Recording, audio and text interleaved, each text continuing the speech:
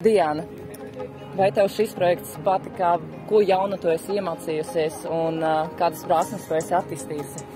Vispirms paldies par iespēju, kad bija iespēja apceļot vairākas valstis.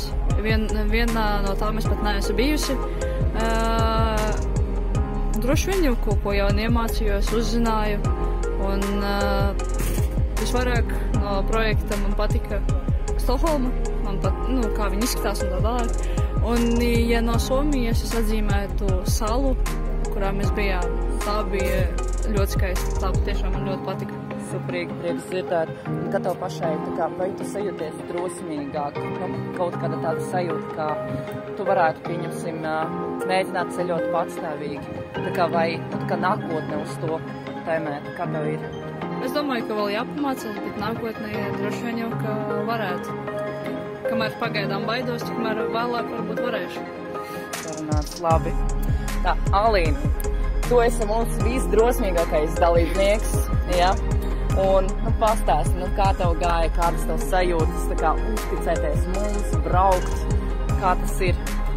Man gāja labi. Man, protams, patika kompānija. Man patika tas, ka mēs visas nedēļas laikā izdarījām tik daudz. Mēs bijām 3 pilsētās.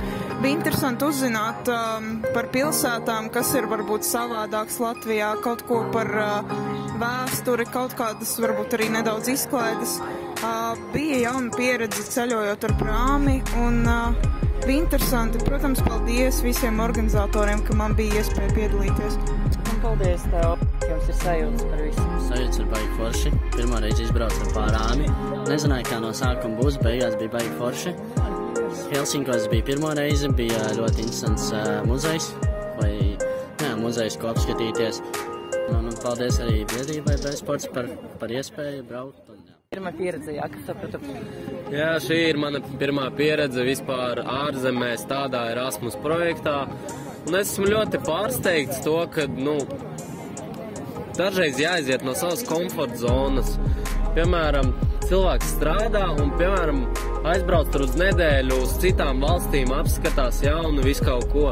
Piemēram, tas pats zinātnes muzejs. Mēs uzzinājām tur ļoti daudz ko.